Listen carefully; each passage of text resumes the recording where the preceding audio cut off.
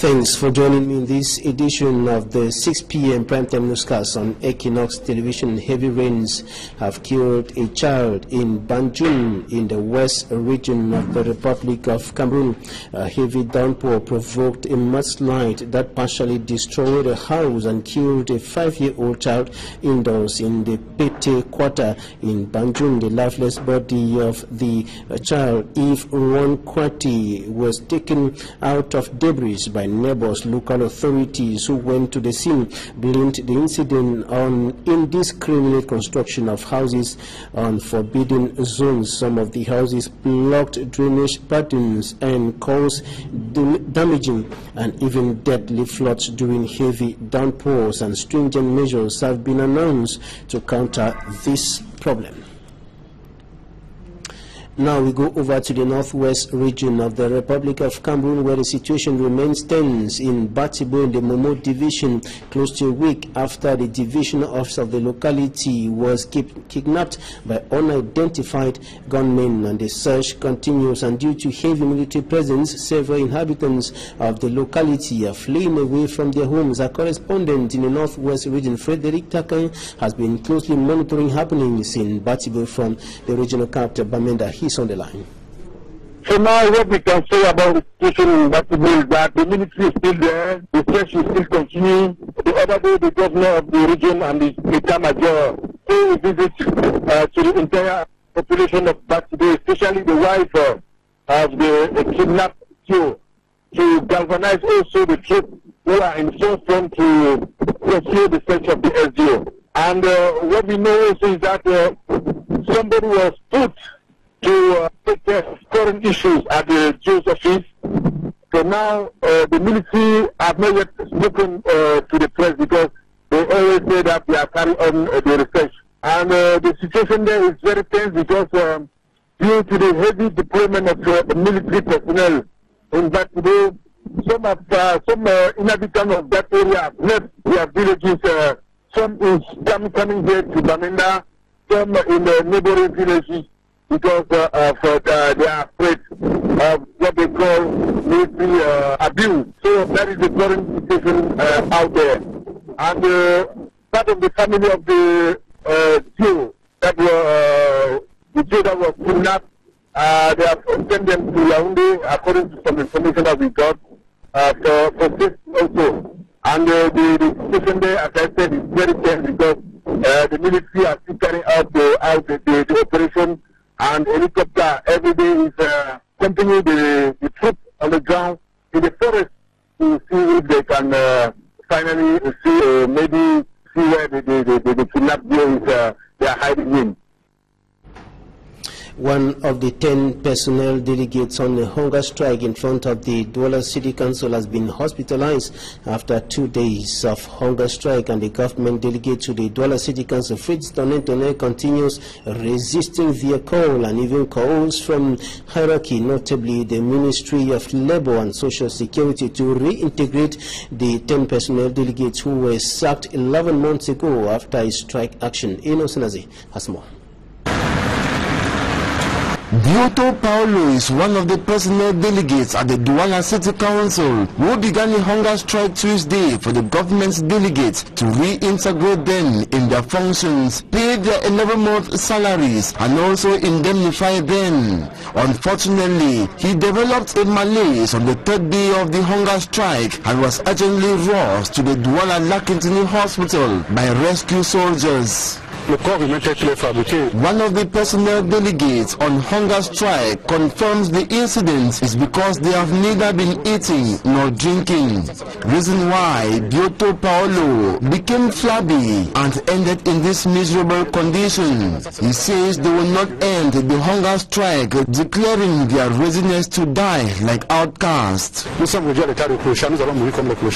Dr. Fritz Tonentone said Wednesday during a press briefing in Douala that only a court result will determine whether he will reintegrate them and pay their 11-month salaries or not.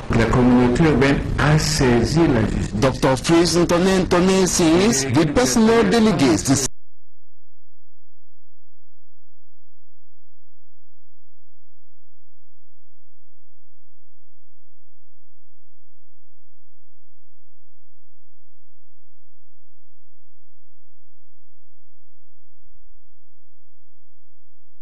my delegates refuted in strong terms the action of the government's delegates. Je ne suis pas de l'avis de monsieur le délégué du gouvernement qui... He says the matter, which is but common in every establishment, could have been solved amicably through dialogue between the boss and his employees. Et en matière de travail... According to the lawyer, Dr. Félix Tonne violated the law by suspending the workers without measuring the work situation of the striking employees. La sanction est intervenue. The government delegates slammed them suspension before consulting the Minister of Labour and Social Security.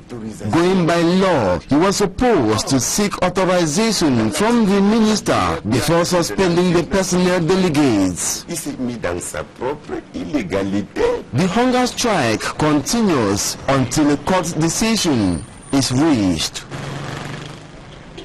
Tens of inhabitants of Iyasa in the Douala 3 subdivision went on a rampage today in front of the Littoral Governor's office in Bonanjo. They are under the threat of forceful eviction by a family claiming ownership of the 15-hectare land they have been occupying for several years. Dipoko Daniel and others representing the Yakamba family are asking them to quit or be forcefully evicted. They converged on the Governor's office today, brandishing documents that find their legal ownership of the different portions of land in the area extending over 50 hectares, and the disgruntled inhabitants and their children assembled in Bonanjo to urge the administration to save them from forceful eviction. For greater details, here's an extract of one of the disgruntled inhabitants of Iyasa who went on rampage in front of the Governor's office in Bonanjo today. We are citizens from Iyasa village. We came here because we are having a problem with our lands. We are no more safe. Each day, we have the person that was having the land. The pa had 2 children, and so the brother, one has already died, and the man before dying, he sold his land to us, and we bought the land. We have our papers. But now, the brother's children are coming to fight the land with us, claiming that the land is their land, that they want to take back the land and resell back the land. We told them that no, we have already bought the land and we are having our papers. They told us that no, the land is no more, so it doesn't concern us. And now they are coming, even with lands that they have already built houses on top, they want to resell back the land up to the extent where they remove pillars that they have already put pillars. They come again. It's either they put pillars or they include their own paint, which is blue color they are putting on top the pillars. So all that we are fighting for, we want peace. We don't want a war. We want peace. We want that the state should even listen to the problem, because we are no more safe. Each day, every night, they come into the quarter, remove people. We have about 4 of our leaders that have locked up. We don't know the reason why they came and took them. They took, they said the government, the DO came and instructed them to put pillars around. And now they cut our leaders and said they are the ones that remove the pillars. So we don't know at the time that they came and put the pillars, or at the time that they were removing the pillars. We want that they should prove to us that they saw the period when those leaders were removing the pillars on those lands. And they should liberate them, and they should look for a solution to solve the problem. Out of Cameroon, South African President Jacob Zuma has finally bowed to pressure from the ruling African National Congress ANC political party. He announced his resignation yesterday. Here's an extract of his resignation address. I have therefore come to the decision to resign as President of the Republic with immediate effect. Even though I disagree with the decision of the leadership of my organization, I have always been a disciplined member of the ANC. As I leave, I will continue to serve the people of South Africa as well as the ANC, the organization I have served all of my life in it. Countrymen, ladies and gentlemen, I thank you very much for your attention. Giabo, Gialebu. Bayatangi.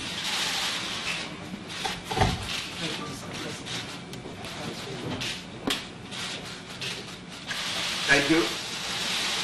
We'll meet someone.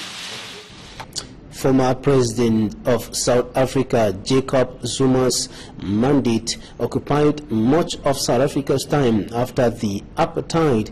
It is a mandate marked by several corruption scandals involving the president and the wealthy Gupta family, and this is one of the causes of his downfall. Smart Jikan Gabriel has more details. Even though loved and cherished by many South Africans when he took up duties as president, Jacob Zuma quickly became his country's most unpopular figure as scandals started mounting against him. Reasons why the ANC acted fast. Out of his office in 2005, Jacob Zuma was charged with raping a family friend but was acquitted in 2006. Still in 2005, Zuma was charged with corruption over multi-billion-dollar 1999 arms deal charges, which were dropped shortly before he became president in 2009. As president in 2016, court orders he should be charged with 18 counts of corruption over the arms deal, which he later appealed. In the same year, court ruled that he breached his oath of office by using government money to upgrade his private home in Nkandla, money he repaid later. And in 2017, public protector said Zuma should appoint a judge-led inquiry into allegations that he has profited from relationship with wealthy Gupta family, which he denied allegations, but in 2018 he approved the inquiries. With the ANC losing control of several cities, including the capital Pretoria, in local elections and the image of the party dented, the ANC council called on Zuma to resign, with the deputy president and leader of ANC, Cyril Ramaphosa, to take over from Jacob Zuma. And several South Africans are celebrating the resignation of President Jacob Zuma. Many of them are happy for the simple fact that his ousting was peaceful. We captured some reactions for you. I am so happy because this man is too controversial for my liking. He drove ANC down, he drove our economy down, and thanks God he's gone, because since he's been in office, nothing works in South Africa. Thank God he's gone. The president has to stamp out corruption wherever it exists. In the ANC, wherever, in the PAC, wherever there's corruption, the president must stamp it out, because our people are suffering and we can't afford to have, our leaders being corrupt. Please, President, stamp out corruption so we can look after our people who are suffering, who live in poverty. Thank you. I think Jacob Zuma was bad news for the ANC. It was bad news for the country, and I think it was better for both the ANC and the country. He has not the lead anymore in South Africa. He made me not want to vote. The only reason why I'm going to vote is because I want to have a say. But if I look now, he's just making matters worse. So we can't even vote down. We can't even do that because, and it's sad for us. We don't know whether to choose DA because we used to think our DA is the one after ANC went on the early worried. And it's and EFF is also, so we don't know where to go because we don't know where to start. It's too much corruption. Too much corruption. Nothing is going great. It's going on. So you need to resign. To give another chance to the president, like Ramaphosa. Ramaphosa is going to be like the new president. So you must leave us all Ramaphosa to be president. Economy is down, everything is down, so we are very suffering. Like me, I'm foreigners, I'm staying here for 10 years, but the government will give us even residence. We still have only a salam seeker until now. In the report coming up next, Smart Jekan Gabriel presents the man Jacob Zuma and his political career. Therefore come to the decision to resign. Born on April 12, 1942 in Nkandla, Jacob Zuma's political career began in 1959 when he joined the African National Congress, the ANC party, at the age of 17 during South Africa's apartheid era. In 1962, he was imprisoned alongside Nelson Mandela for plotting against the apartheid government. After he left the prison cells, he went on exile to Mozambique.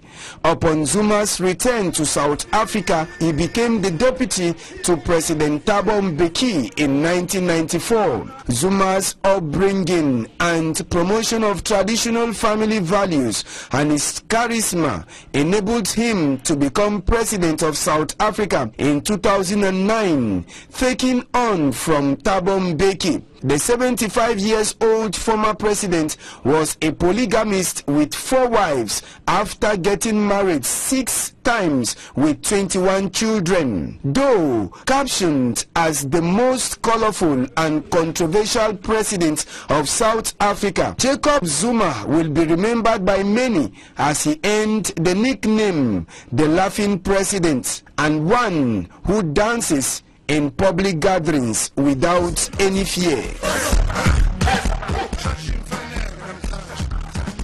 The historic and main opposition leader in Zimbabwe, Morgan Tsvangirai, is no more. He died yesterday in a hospital in Johannesburg, South Africa, after battling with ill health for over 2 years. And Morgan Richard Tsvangirai was a Zimbabwean politician who was Prime Minister of Zimbabwe from 2009 to 2013. He was president of the Movement for Democratic Change, and Tsvangirai was equally a key figure in the opposition to former President Robert Mugabe. And this is where we end this edition of the Primetime Newscast on Equinox Television. Thank you for staying with us.